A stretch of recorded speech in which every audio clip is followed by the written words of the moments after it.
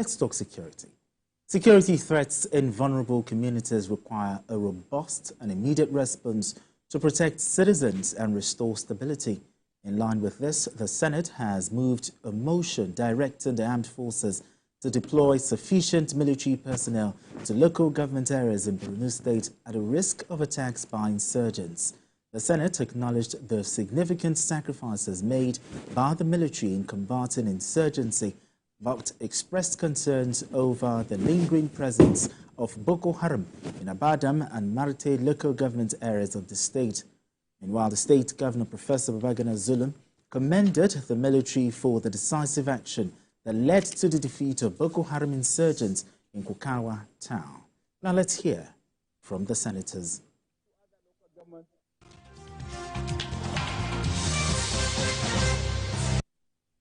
Motion standing in the name of Senator Mangono Mohammed Tahir on the need to deploy adequate security personnel to endanger local government areas in Borno State. Mr. President, you may wish to invite Senator Mangono Mohammed Tahir to move the motion.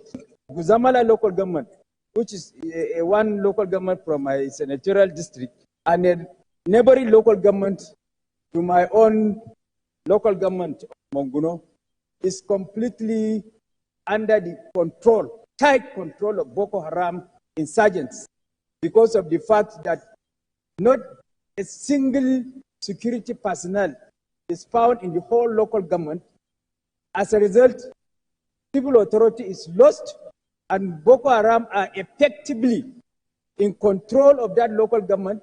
They have imposed taxes on people, they have imposed levies on people, and there is no security personnel to challenge them, and there is no civil authority that is in existence in that local government because of the presence of Boko Haram and the tight control, the total control they have in that local government. So therefore, we are craving for the indulgence of this Senate to direct the Nigerian military to make their presence felt with a view to repelling the Boko Haram insurgents in that local government, because if we allow them to exist in that local government, they will be further emboldened and have all the luxury to organize and attack other neighboring local governments, particularly my own local government of Mangono and other neighboring local governments, that peace has been restored, civil authority has been restored, and people are started going back to their respective communities to pick the pieces of their lives. So it is very important that this local government is secured and this local government is redeemed from the tight control of Boko Haram, as well as Abadam and Marte local government, that though we have military presence, but they are equally challenged. We need further reinforcements in these two other local governments, while complete repelling of Boko Haram in one local government of Guzamala. Borno North Senatorial District comprises of 10 local government areas, and it is a very vast land. Now, the military agreed they are overstretched, but then Borno North share borders with the Republic of Niger and Chad. They use the territorial waters of Lake Chad and Nigeria, the territorial waters between Lake Chad and Nigeria, to navigate themselves their ways into Nigeria and find a safe haven. Imagine a local government headquarters without a single military deployment, and then locals were staying there. So the havoc caused by these miscreants is very serious. So we need to nip this thing in the bud by urging the military to establish not only a super camp, but let them deploy, despite the fact they are overstretched, let them have a permanent deployment in Guzamala, the headquarters of Guzamala local government area. While I also associate myself with the former Senate President that there must be a joint task force to supplement or rather complement the efforts of the military in wiping out this Boko Haram entirely. Just a couple of days ago, they launched a serious attack on Kareto, a very popular town in Borno North Senatorial District, where they carted away serious military hardware. So that is very dangerous if something is not done. It's still journalist hangouts. I still have Emeka Matinagu and PK Obajide Kolade Toju. Now the Nigerian Senate sending more military personnel to the endangered local government area.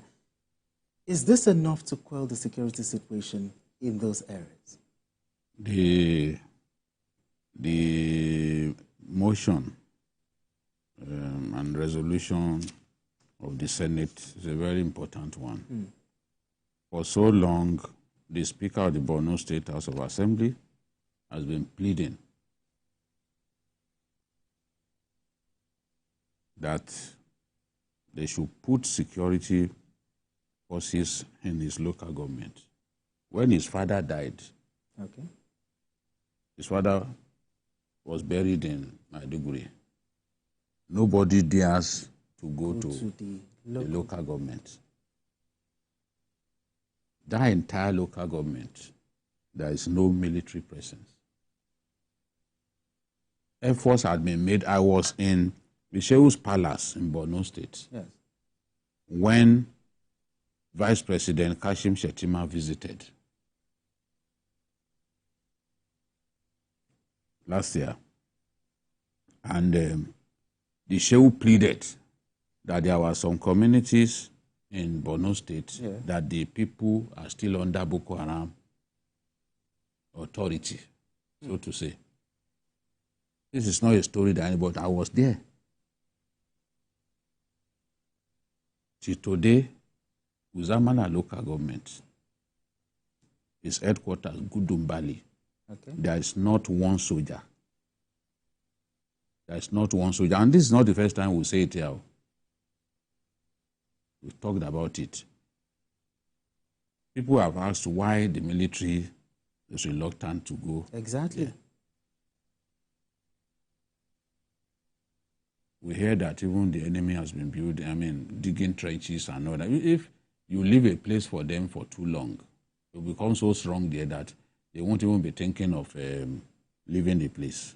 But I remember that one of the biggest slaughter of Nigerian soldiers in Borno State happened in Gudumbali, the headquarters of Guzamala local government, where more than 100 soldiers were killed in one day, in one attack.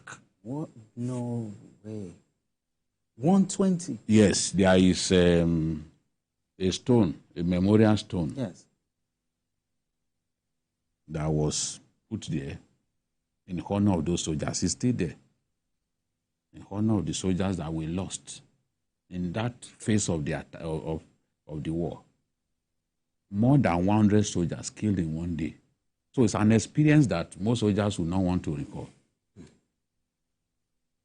What we have in Borno is, in some places, the local government headquarters will be safe. The communities under the local government, they won't be safe. Okay. Yes. Mobile local government, for example. Boko Haram went there on November 16 and killed more than 20 soldiers, as I had. I don't have the full details, but it was a slaughter. And they looted weapons. That lawmaker even talked about it, that they took weapons away. Because when they attack a camp, if there are gun trucks there, there are weapons, they like to take. Some of the capability that we thought they no longer have, they still have. They may not be as active as they used to be. And that's why I said, look, we have to be vigilant. We must not be complacent. Because I don't see why Boko Haram in this day should go and attack an army base and kill more than 10 soldiers. It shouldn't be happening. We have to be ready. We have to know that the enemy has not totally been defeated. Until they are defeated. The enemy, the enemy may have been degraded. But there's a difference between degrading the enemy and decapitating the enemy. You must decapitate the enemy. And it is possible. Because the Sri Lankan army decapitated Tamil tigers to the last person. Last man. To the last person. That's why till today you can't hear the Tamil tigers frogs anywhere. No. That's what, when you hear people say, oh, this ideological war, you cannot defeat insurgency, it's a lie. They don't know history. People are saying that. Because Tamis Tigers were defeated to the last man. Algeria too. In Algeria, the terrorist group that came out of the election of 1992 or so. Yes, 1992, yeah. The Algerian army crushed them. They were slaughtering even journalists. Yes. Any little thing. They popularized beheading of journalists. But that terrorist group was defeated to the last man. Today, you no longer hear of those. So people should not tell us that insurgency has not been defeated. I once sat with somebody on a live program, and he was saying, no, I told him, no, don't say that, sir. These are countries where insurgencies have been defeated, or insurgency had been defeated. So we can defeat the enemy. What we must realize that the enemy has not been completely defeated. So if we are complacent, we relax. They can regroup. You can regroup. I remember one attack, our soldiers were watching Champions League. These boys came. Champions League, they came, attacked the camp. It was a slaughter. So we need to be vigilant. Look at what happened in Kukawa, for example. Yeah. Because that's another, but not generally. Boko Haram still retains presence. This is a fact. These are areas I'm familiar with. I don't need anybody to tell me the stories. They still retain presence in those areas. So, but in Kukawa, you can see the governor was very happy with the army because they crushed the enemy in Kukawa. But there is still a lot of work to be done. Well, Biko, you talked about those two local governments, you know, that decimated some of our soldiers. Is there no solution? You know, more troops there? Or is it that... Put troops to start with. The issue of Guzamala local government is not even a case of more troops. No troops at all. For an entire Nigerian local government. No troops at all. And when the governor tried, there's a village called Mirari, they tried to bring people back to the community. Yes. So civilian JTF and other people guiding the community. The terrorists came, chased them away, killed people. So some of the efforts of the governor to even relocate people out of their camps to their ancestral homes are being frustrated by insufficient security. But to be giving people handouts is not even the way those people want to live. These are very hardworking, dynamic people. But they are in IDP camps. They live from hand to mouth. And the governor felt, okay, if we build homes for them and we relocate them back to those places, they'll be able to build small farms in those areas and live on themselves. But you can only do that when the security of those areas have been guaranteed. I keep saying there are some of my friends from Borno State, like the Minister of Agriculture, for example. He last went to his hometown in 2014. He dare not. He dare not. Ask him. It is that bad. And there are many like that. Even the hometown of the governor, Zulum. Zulum is in Monguno local government. Ask the governor the last time he went home. It is that bad. Probably around 2014 too. A governor on exile.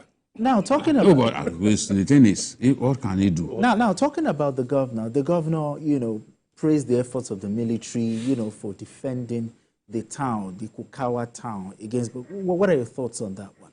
Yeah, very good. Every commendation that, excuse me, that we can give to the military. Yes. You know, to encourage them, to, you know, bolster their morale. You know, it's, I think, you know, should not be withheld. We should commend, because the security situation in Nigeria overall today is, you know, really precarious. And, you know, the efforts of the security services, you know, the military, DSS, police, civil defense, even the civilian JTF, even the vigilante group, the vigilance groups in the various states, they should be commended, because it's just basically, you know, what they are doing basically is really Well, looking at it, should we be looking at other strategies dealing with this? Yeah, I will look at. I will. Yes, bombardment is one. Intelligence is also another. To be sure of where you are, that you're not bombing empty bushes. That's another one. That is one. Two. The third one is now the President Bola Tinubu is in France on a state visit. I think he can use the opportunity to, maybe chip in a word to, President Macron, that Nigeria needs help to deal with these people. Because truly, if we, yes, we have a big military, but there are certain things that may be beyond our capacity on the long run. So maybe we might need some short-run measures, maybe through the UN, appeal to the UN for help. Then maybe do something about maybe the protocols, guarding the MNJTF, the multinational joint task force, so that possibly if we can have a combined multinational onslaught on that place, coming from ground and air, with the Nigerian army, and possibly maybe some help, maybe intelligence. They may not want to, the West, or other nations may not want to bring in ground troops. Yeah, you can look at, for instance, North Korea helping Russia in Ukraine. If we can get a friendly nation that can say, okay. Are you talking about mercenaries now? No, I'm talking about soldiers. They are not Korean soldiers now. They are not mercenaries. Talking about if there is a friendly nation that can say, okay, maybe Algeria, for instance, I think it has the second largest military in Africa. Maybe can say, okay, we can help you because we have experience in desert warfare, warfare in certain unfriendly conditions and locations. Can we do some sorties? Can we help you this way and that way? Because don't forget, the problem of these people is also from the Sahel. Exactly. Including Algeria, if you go up, Algeria and all of. But even though Algeria has pushed them out, but these guys are roaming in ungoverned, ungoverned territory. So if we can approach a country like Algeria, maybe perhaps Egypt, some of these countries that have really had this kind of experience. And so dealt with it. Yes, so and then they can help us. Chad is, doing well with us, Then, of course, Niger, we know Niger is not, too strong like that. But if we can get some nations, some friendly nations that have defeated, insurgency. To come help us. To help us. Even if they're not going to put ground troops, but they might give us some strategies, that can help to get these people out. Maybe some kinds of sorties that can push them out, and then you just use the opportunity to wipe them out, and regain control of the place. I think if we are looking at the issue of national pride, losing over 100 soldiers in a day is not national pride. It is not. So the earlier we can do it, now that is dry season, now that we're dry season, if we can just do some quick strategies.